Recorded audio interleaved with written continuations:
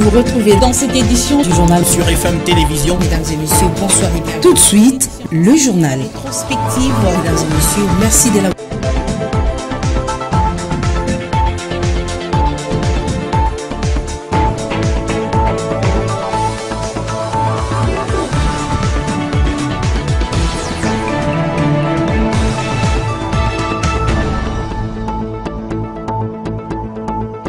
Excellent début de semaine à toutes et à tous, mesdames et messieurs. Merci de rester fidèles à la FM Télévision. Bienvenue dans cette grande édition du journal. Martin Fayoulou ne va pas présenter sa candidature à la prochaine présidentielle et aucun membre de son parti ne se présentera à ces scrutins. Le président de l'ECID a d'abord exigé les élections crédibles avant le dépôt de sa candidature à la course présidentielle. C'était au cours d'une conférence de presse que Martin Fayoulou a exprimé son indignation. On l'écoute.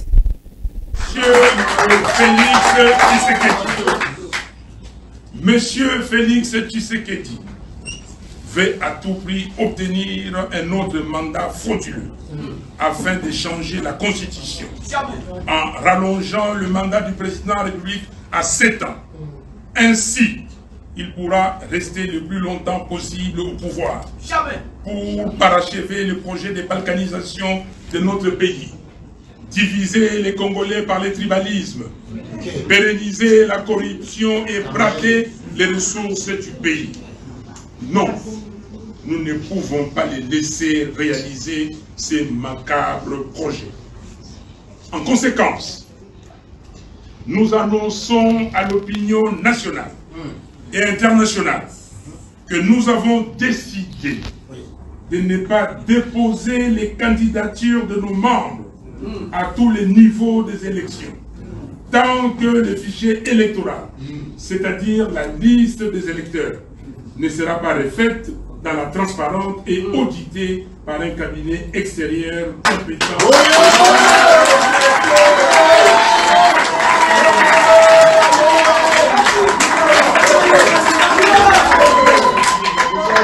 Nous continuons d'exiger des élections crédibles, c'est-à-dire transparente, impartiale, inclusive et apaisée, conformément à la Constitution de la République.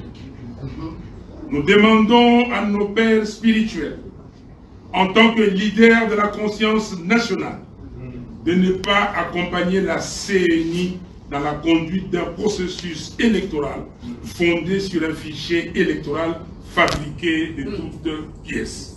Et la chaleur électorale se fait déjà sentir à Kinshasa dans les états-majors des formations politiques. La dynamique Guilain Nyembo a effectué plusieurs descentes dans les districts de la Tchangou pour asseoir sa base. La délégation de la DGN était conduite par le coordonnateur principal de Kinshasa, Doudou Albert Ilunga. Alain Ngoma et Guélor Mouya ont vécu cet événement. Cette grande tournée effectuée par la dynamique Guilain Nyembo a vu ce début à Massina quartier 3. Ici, les fidèles de l'église Message ont été surpris par un agréable don que leur a offert le coordonnateur principal de Kinshasa, Doudou Albert Ilunga. Des instruments pour permettre au peuple de Dieu de prier dans la quiétude. Après l'église, la délégation de la DGN Kinshasa a été émerveillée à l'accueil lui réservé par le militant qui l'attendait à la place Sainte-Thérèse de Djili avant de prendre la direction de la salle ambassade où régnait une ambiance très électrique. L'occasion était propice pour le cordon principal de la ville de Kinshasa d'exhorter les militants à rester fidèles à la DGN avant d'assister à une adhésion massive au sein de cette structure, mais aussi et surtout l'investiture de nouveaux comités communaux.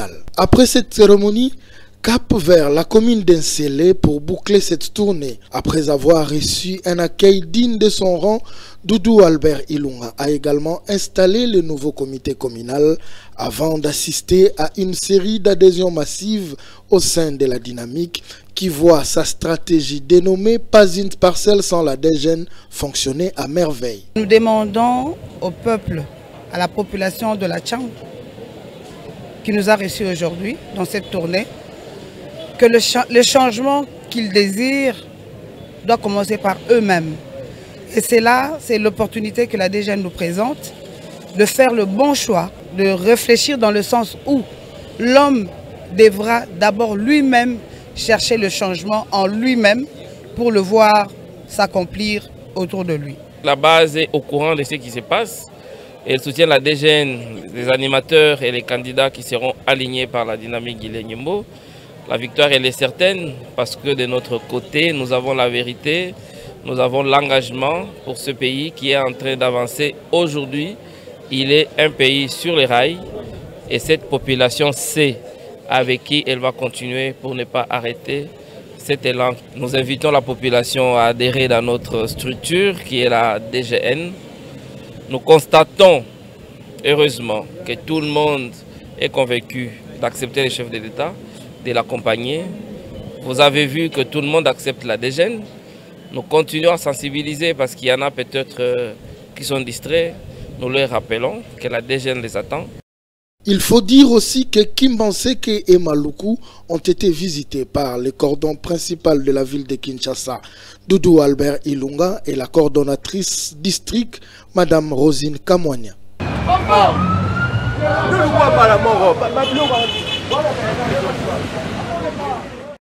Si certains se disent confiants de la tenue des élections dans le délai constitutionnel, cela reste plutôt une illusion selon certains politiques.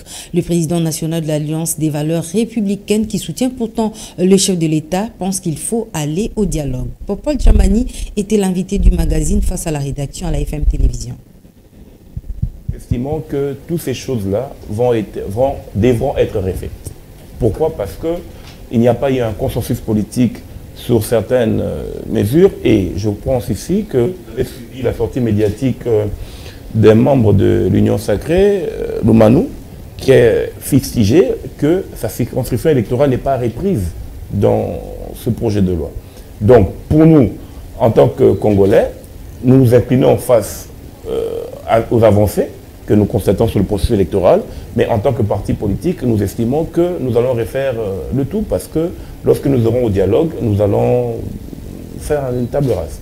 Oui, vous parlez de dialogue, on va en venir, mais la CENI qui lance déjà l'électorat le 25 juin, pensez-vous qu'elle va faire marche en arrière pour seulement chercher à rejoindre les revendications des uns ou des autres? Mais écoutez, avant Denis Kadima, nous avons eu Corneille Nangaa dans ce pays, et Corneille Nangaa a organisé des élections avec, sous prétexte qu'il y avait des commissaires spéciaux. Donc, toute chose restant par ailleurs, nous estimons qu'au moment opportun, lorsque le temps sera à la portée, le président de la République va convoquer le cadre de dialogue pour que nous puissions échanger sur les nouvelles perspectives, parce que l'article 63 de la Constitution, le premier alinéa, et le troisième si je me trompe, veut que l'autorité nationale ait le devoir de protéger l'intégrité territoriale. Et le premier alinéa veut que tout Congolais a le droit et le devoir de protéger l'intégrité territoriale également. Or, nous allons organiser des élections alors que nous avons 3 territoires occupés. Le faire amènerait le président de la République à violer son serment. Changeons de chapitre, les institutions de la RDC procéderont dans un avenir proche à l'usage obligatoire de la charte graphique Marc-État, telle est la recommandation faite par le président de la République, Félix-Antoine Tshisekedi, lors du récent Conseil des ministres. Je vous propose de suivre un extrait du compte-rendu de ce Conseil des ministres fait par le ministre des Médias, Patrick Mouyaya. Le président de la République a commencé par rappeler qu'au cours de la 34e réunion du Conseil des ministres, le gouvernement avait adopté la charte graphique Marc-État dont l'objectif consiste en l'uniformisation de l'identité visuelle nationale en vue notamment d'assurer la sécurité des canaux officiels de communication de notre pays. Il demeure nécessaire pour toute entité de surcroît étatique de faire preuve d'uniformité à la fois sur le plan sémiologique que celui des outils et des procédures utilisés de manière à garantir la protection de son empreinte institutionnelle et médiatique. Elles se sont réunies pour la énième fois, toujours pour la même cause. Elles, ce sont les confessions religieuses qui ont imploré la main divine pour que la paix revienne à jamais dans l'Est de la République démocratique du Congo. C'était à travers un culte d'action des grâces tenu à l'aérodrome d'Endolo.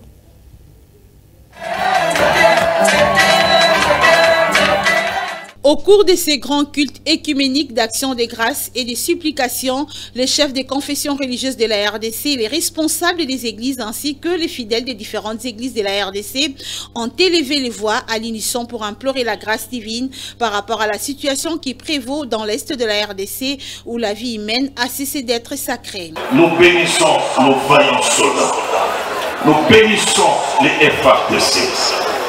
Accompagnez-les avec un pouvoir divin et surnaturel, qui les aille de progrès en progrès, de victoire en victoire. Partout ils sont sur le terrain, donne-leur les moyens et les capacités surnaturelles de vaincre l'ennemi.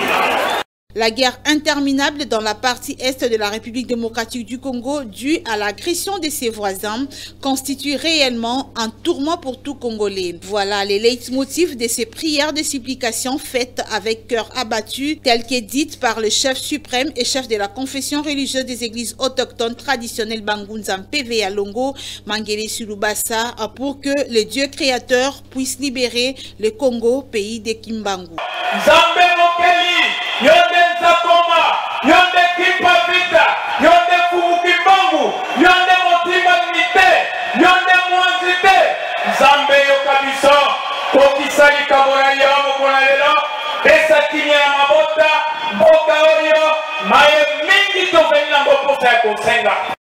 En organisant ce rendez-vous sacré d'action de grâce et supplication, les chefs des confessions religieuses et tous les Congolais en général souhaitent redonner à nouveau l'espoir divin à l'Est et réhabiliter la République démocratique du Congo de sa dignité.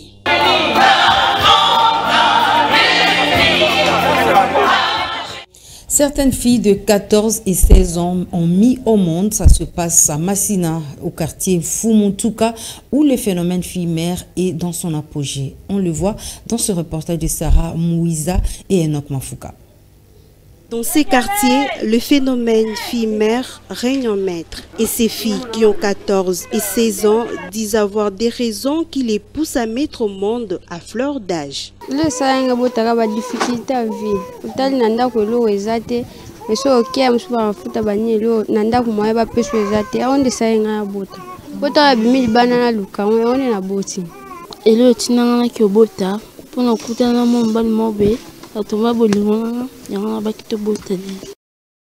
La plupart d'entre elles vivent encore chez leurs membres de la famille qui les prennent en charge avec leurs enfants.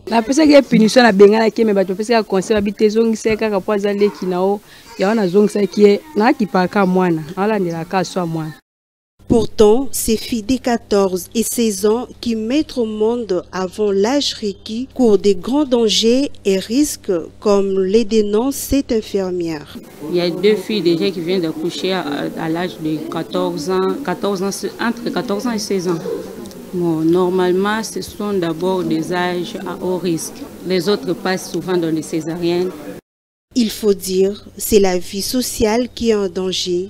Ces phénomènes fille-mère a beaucoup d'effets négatifs, selon un sociologue. C'est la situation sociale. Cette situation, nous la voyons de deux côtés. Le premier côté, c'est l'éducation.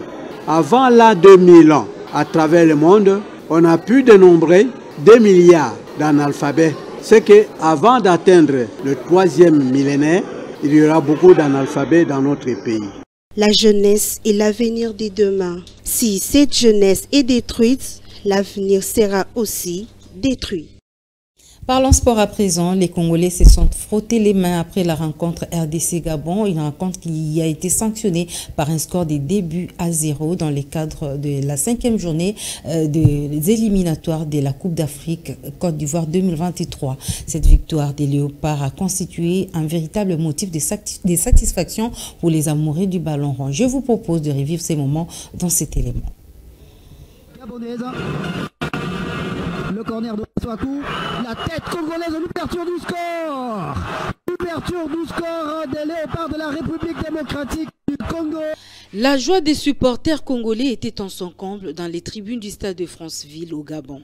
À Kinshasa également, cette victoire des Léopards face aux Panthères du Gabon a dessiné une lueur d'espoir pour les éliminatoires de la CAN Côte d'Ivoire 2023. Les hommes de Sébastien Dessarbres ont surpris leurs adversaires en ces matchs comptants de la 5e journée des éliminatoires avec un score de 2-0. Tout seul, c'est le talent, c'est la vitesse. Ce succès permet à la RDC d'espérer en une possible qualification. C'est sûr qu'on est content parce qu'on s'impose à l'extérieur sans prendre de but. Moi, en tant que coach, c'est ce que je retiens. On a joué une belle équipe du Gabon. On s'attendait à jouer les premiers du groupe. Donc on a fait, je pense, un bon match. On avait mis quelque chose en place car les garçons ont bien réalisé. En tout cas, bien sûr qu'on est content. On sait de toute manière ce qu'il nous faut pour se qualifier à la prochaine CAN. C'est 3 victoires et un match nul sur les 4 derniers matchs. Non, on a 2 victoires et un nul. Donc, on va se concentrer sur le prochain match. Vous avez vu, rien n'est facile pour personne. En tout cas, on est content. Moi, en tant que coach, je suis vraiment content de l'état d'esprit des joueurs, ce qui transpire sur le terrain. Je l'avais dit en conférence. Le principal, c'est que on se bat, qu'on fasse plaisir à nos fans, que les Congolais soient fiers de leur équipe.